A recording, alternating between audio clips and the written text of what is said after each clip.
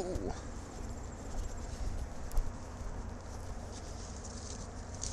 Actually quite like honeycomb.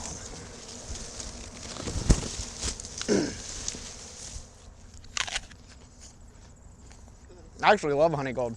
Is that like, honestly, like one single apple on that fruit? It had 3. All three? Yep.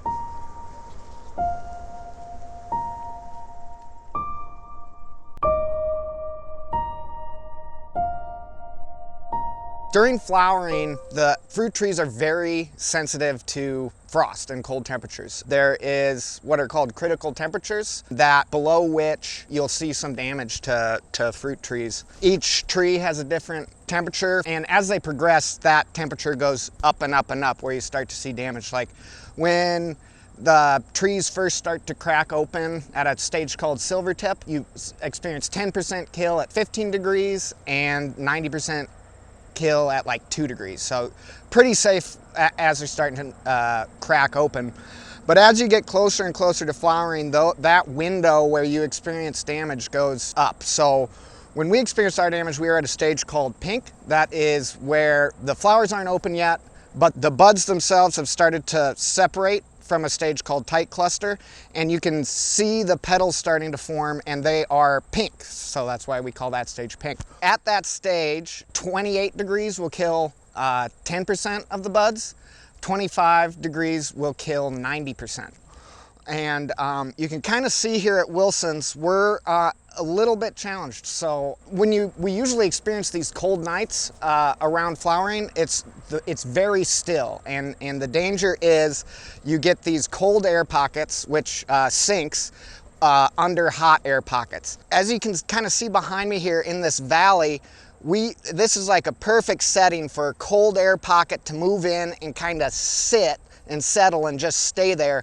And that's where a lot of our trees are. This bottomland was almost completely devoid of apples, because I think the pocket came in from the northwest, kind of rolled into the valley. And then the other thing we don't really have here is air drainage. So you can kind of get helped even if you're a lower spot, if there is a lower spot further beyond you. But as you can see, as we move to the east here, the hill comes back up, there's woods, so there's nowhere for that air to move and drain out of. So it just kind of settles, and yeah, that's why we experienced some extensive damage that night. We also have a low temperature thermometer at the creek bed, and that was at 23, 24. So that is at or beyond that 90% kill rate.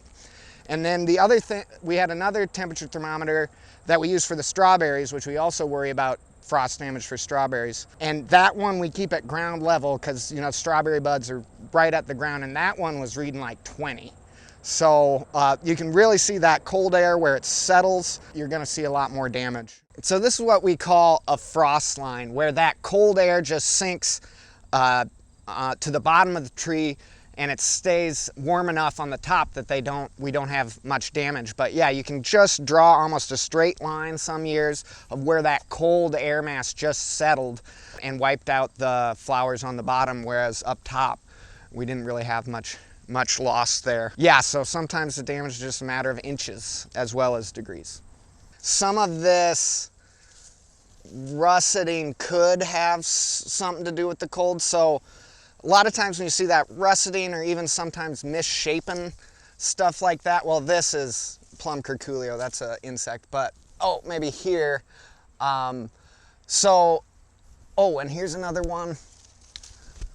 So this can either be a sign of like insect feeding during flowering, or cold injury during flowering, or what we also had in addition to the frost when they were at pink, when we were at full bloom, we had a hailstorm which damaged a lot of the flowers. So that also might be why we get some of this russeting and misshapen. So any damage to a bud or a flower, as that apple matures, that damage will show up as it progresses. So.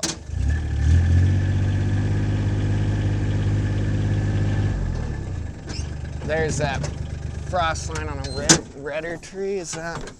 I mean, up here at the top of the hill seemed all right, but yeah, as you go down, here's another example of the frost line that we were talking about before. A lot easier to see on this red apple here. This is Fuji. And yeah, you can just like draw a line on where that cold air was just trapped. Oops, that cold air was just trapped under a layer of hot air, and just, yeah, so again, just a matter of inches sometimes. Yeah, and another secondary effect of having, well, a light crop in general on certain varieties, especially, this is Jonagold. Jonagold and Honeycrisp, if you have a light crop, they'll try to get really big really fast, and they're prone to this thing called bitter pit, which is a calcium deficiency. Honeycrisp is the worst for it, but Jonagold gets it as well, and that's kind of what we're seeing here.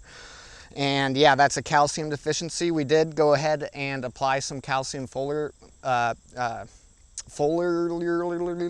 we have applied a calcium spray, but obviously it didn't get there at the right time, or we didn't get enough on it.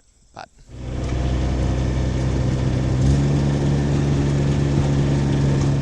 so this is Jonafree here. Usually these trees are just loaded up, and we got a full-size mature tree here. 1, 2, 3, 4, 5 apples. And those might have just been on that rat tail bloom that bloomed after the main bloom, but pretty empty on these that are usually workhorses for us. Yeah, Jonafree's nice. It hangs well. We start picking it in first or second week of September and can usually still have fruit on them through mid-October. So yeah, just a little disappointing here. But yeah, so this is the result of the frost damage on some of our mature trees that are usually just loaded up all throughout, and counting maybe 2 apples per tree here, and this is a result of the frost coming in and killing the buds. And yeah, Jonafree is usually a fairly small apple, so to get one that size, yeah, when they're not sporting a lot of fruit, the fruit can get bigger. Flavor is really good on this, so try one. Yeah. So this is, here we are mid-September. This is Song of September, one of our workhorses in middle of September, and just absolutely nothing. The way I can really tell, I don't even have to look at the tree, is there's no fruit on the ground. So Song of September is notorious for, as soon as it's ripe, it wants to fall on the ground. So yeah, I mean, this second most popular apple some years behind Honeycrisp, and we just had absolutely no, I think maybe we had 20 pounds on all of our Song of September rows, and we have quite a few because it's a popular apple, and there's just, yeah, just nothing. Looks like we got some deer in here. And you can kind of look up on that this Honeygold row here. So as we go up the hill, you see that one apple tree at the top of the hill there. There's some apples there, but further down in elevation, again, just nothing. So next year we might have to watch out for overcropping. So these trees have been making photosynthetes all year, and they've had no apples to support. So they're going to have a bunch of stored energy. They had a bunch of stored energy to set buds for this upcoming year. So expect a big flowering next year.